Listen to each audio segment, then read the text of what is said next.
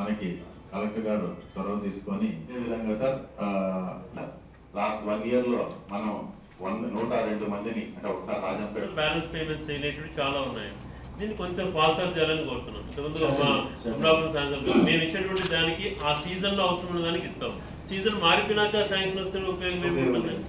అసలు ఇలాగ చాలా సఫర్ అవుతున్నామండి. ఒక్కో దానికి ఒక రూల్ చెప్తారు. నీరు చెట్టుకేమో 10 లక్షల బిల్లు 1 గంటలో ఇచ్చేస్తామంటారు. దీనికి కనీసం చేసినటువంటి క్వాలిటీగా చేసింది ₹1,00,000 బిల్లులు కూడా 10 అడ్డంకులు క్రియేట్. ఎందుకంటే దానికి సంబంధించిన బిల్స్ కూడా చాలా డిలే సార్. ఇప్పుడు మొన్న ఆల్రెడీ ఒకసారి రివ్యూ చేశాను. ఫొటోస్ క్లియర్ గా ఉండే ఎంపీ గారు పెడతారు సార్. మీ సమస్య అన్ని జెన్యూన్ అది సార్ట్ అవుట్ అవుతుంది. సరే సరే. మేము ఇవ్వకుండా మీరు ఎలా పంపుతారు? ఇది tentative list. Even tentative list should be taken from us. The guideline clearly says MPs propose చేసిన వర్క్స్ PM చేసిన ఉండాలి. Beat any MP. So మీరు కలెక్టర్ గారు కూడా please make a note of this. ఈ రకంగా అభివృద్ధి పురోగిస్తుంది అని చెప్పి ఇలా ఇస్తేనే పురోగమనం జరుగుతుందా? 100 కోట్లు ఈ రకంగా వేస్ట్ అయితే పబ్లిక్ మనీ ఓ ప్రజాప్రతినిధులుగా ప్రశ్నించేటువంటి బాధ్యత మా పైన లేదా? మరి ఈ జీవో ద్వారా సమాధానం చెప్పాలని కూడా కోరుతున్నాం. కన్వర్జెన్స్ ఆఫ్ అనాలిసిస్ స్పష్టంగా ఇందులో ఉందన్నమాట. అలా ఉన్నప్పుడు ఎలాగ డైవర్ట్ అయితే ఈ రకంగా చెప్తాము. ఇప్పుడు ఈ రోజు వచ్చి ప్రజలకు ఉన్నటువంటి కష్ట నష్టాలపై మనం మీటింగ్లు పెట్టుకుంటాం. ప్రజల తరఫున మాట్లాడాలని మనం వస్తాం. ఇక్కడ మేము చెప్తాం, మీరు ఎక్కువగా గట్టిగా మాట్లాడకండి, సజావుగా జరిగిపోవాలని చెప్పి ఎవరి దగ్గర ఏం అనిపించుకోకుండా ప్రశ్నగా పోవాలనే అనుకుంటాం. కానీ ఊళ్ళలోకి పోయినప్పుడు మమ్మల్ని ప్రశ్నించేటప్పుడు మేము ఏ రకంగా సమాధానం చెప్పాలి? ఈ పనిసేమో ఎవరికి వేదికల పైన వచ్చి ప్రోటోకాల్ ఉంటుంది. అక్కడికి పోతే వాళ్ళు వేరే పోయేటువంటి వాళ్ళు వస్తారు, మమ్మల్ని అడిగించమనిస్తారు. అక్కడ ఉండదు. ఇక్కడికి వచ్చినప్పుడు ప్రోటోకాల్ అని చెప్పి మేమే కూర్చుంటాం. ఇక్కడ కూడా ప్రోటోకాల్ ఎందుకండి? ఇక్కడ కూడా వాళ్ళని అక్కడ వేదికల పైన కూర్చోపెట్టే వాళ్ళు వాళ్ళ ఇక్కడ కూర్చోపెట్టుకొని హ్యాపీగా మాకు జవాబుదారీతనం తగ్గుతుంది కదా. మా జవాబుదారీతనం ఎందుకు మేము తగ్గించుకోవడానికి మీ ప్రయత్నం చేస్తాం. మనం రూల్స్ వైలేట్ చేస్తూ పోతున్నాం అన్ని ఊళ్ళలో ప్రోటోకాల్ అని చెప్పేసి. పోనీ మాకు బాగలేదు, మీరు అదే చేయండి. అది ఇక్కడ కూడా చేయండి సార్. మేము ఏదైనా వ్యతిరేకించాం. ఈ మీటింగ్లలో వాళ్ళు కూర్చోపెడితే మాకు జవాబుదారీతనం తగ్గుతుంది. వాళ్ళు కూడా రెస్పాన్స్ వాళ్ళు పెంచుకుంటారు.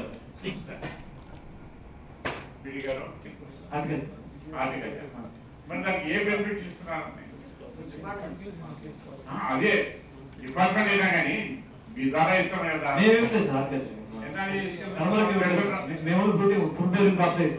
అవునండి. అది అందులో పసుపు వచ్చేసి ₹4,000 పెట్టుబడి పెడుతున్నారండి రైతులు. 1 ఎకరా పెట్టిన కనీసం ₹1,00,000 పైన అవుతుందండి.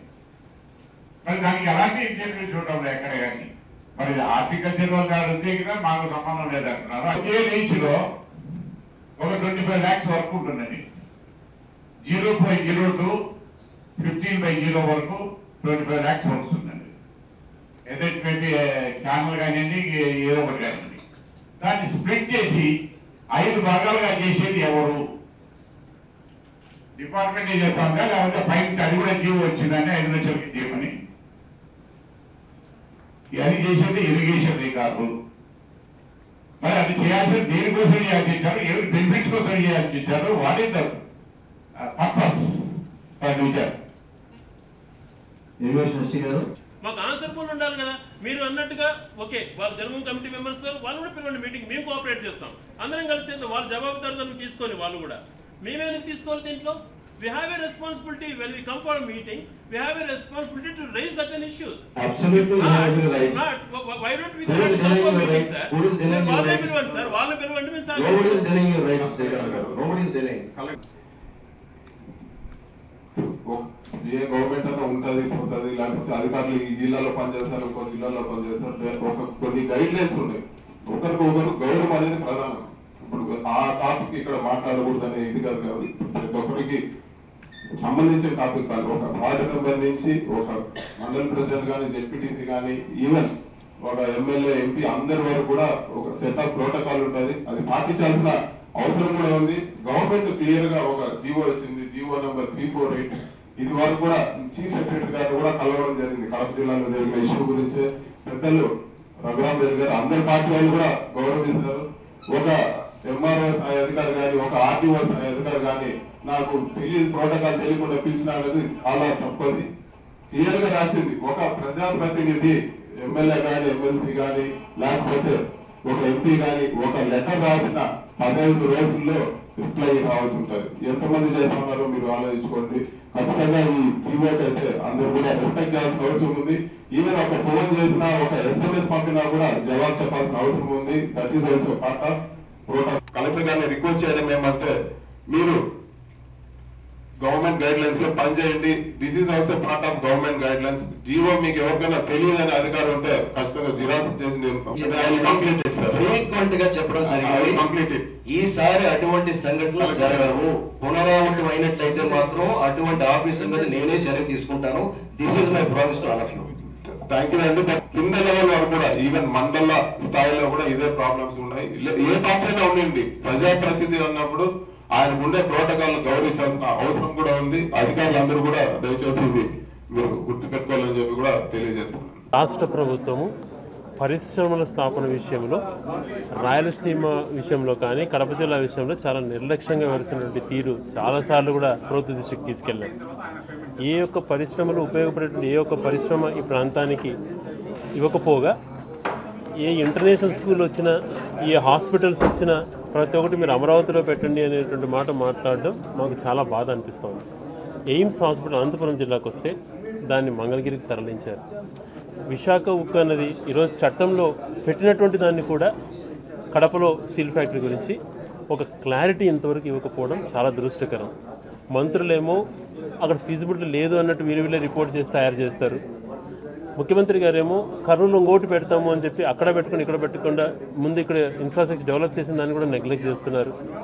ఏ ఒక చోట పెట్టకుండా నిర్లక్ష్య ధోరణితో వివరించడం చాలా దుర్మార్గం. ఈరోజు కడప జిల్లాలో ప్రతి ఒక్క విద్యార్థి కానీ ప్రతి ఒక్క ఉద్యోగస్తులు కానీ కడప జిల్లా ప్రాంతానికి సంబంధించిన ప్రతి వ్యక్తి వాళ్లకు ఇదే మాకు మెయిన్ క్రైటీరియా, ఉక్కు పరిశ్రమ వస్తేనే మాకు అభివృద్ధి చెందుతాము అన్నటువంటి ఇంటెన్షన్తో పోరాడుతుంటే కూడా నిర్లక్ష్యంగా వ్యవహరించడం సరైనటువంటి పరిణామం కాదు. వెంటనే ప్రభుత్వం చర్యలు చేపట్టి తడపాటు నిర్ణయాలు అంటే చెప్పింది ఒకటి చెప్తూ ఒకటి చేస్తున్నటువంటి నిర్ణయాలు కాకుండా డెఫినెట్గా కడప జిల్లాలోనే స్టీల్ ఫ్యాక్టరీ ఏర్పాటు చేసే విధంగా నిర్ణయం వెంటనే తీసుకోవాలని చెప్పి దీనిపైన మా ఎంపీ గారితో కూడా పైన దృష్టిలో చాలాసార్లు తీసుకెళ్లడం జరిగింది. నెక్స్ట్ రాబోయే సెషన్స్లో మేము కూడా దీనిపైన గట్టిగా పోరాడతామని చెప్పి కూడా కడప జిల్లా ప్రజలకు మాటిస్తున్నాం.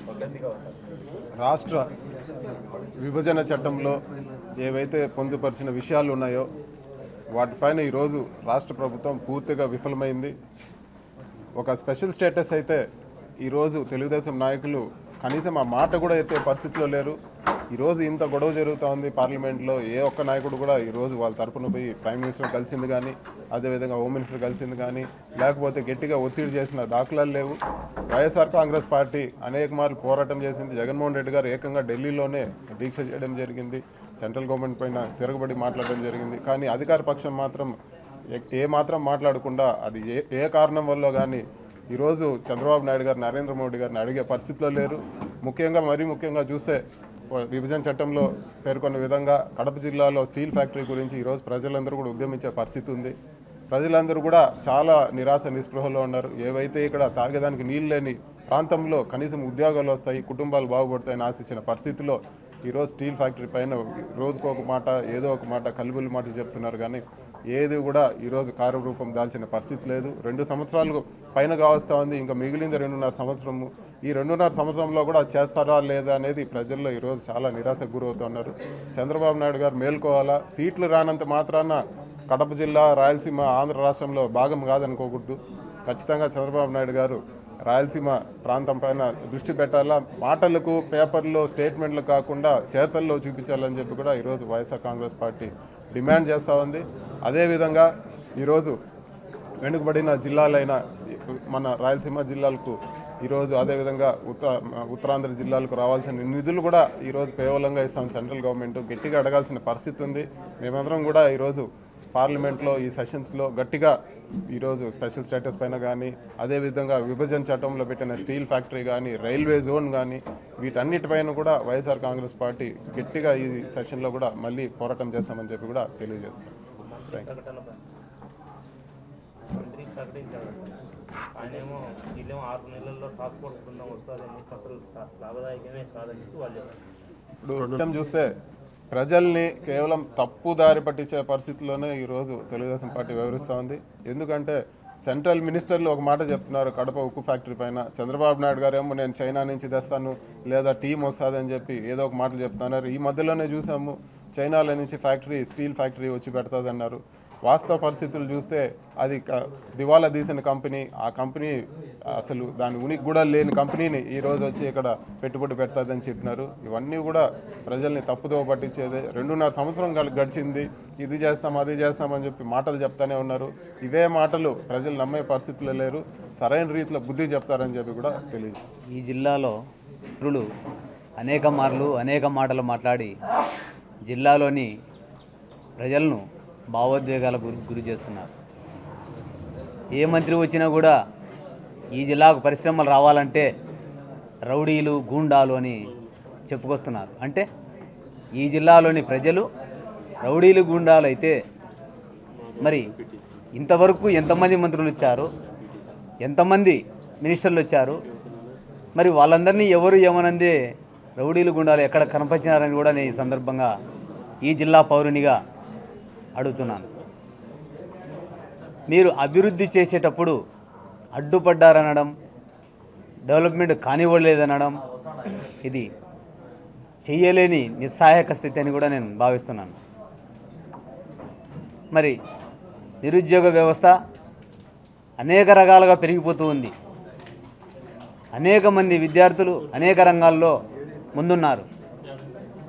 ఏ ఫ్యాక్టరీ వస్తుందో, ఏ ఉద్యోగం వస్తుందో అని కంటి మీద కునుకు లేకుండా ఎదురు చూస్తున్నటువంటి పరిస్థితులు. మరి ఈ మధ్యకాలంలో విద్యార్థులు ఉక్కు పరిశ్రమ అని చెప్పేసి ఎక్కడ చూసినా నినాదాలు చేస్తూ స్ట్రైకులు చేస్తున్నారు. విద్యార్థుల నుంచి ఆ మనోభావాలు దూరం కావాలంటే కడప జిల్లాకు భారీ పరిశ్రమ వచ్చి తీరాల్సిందే.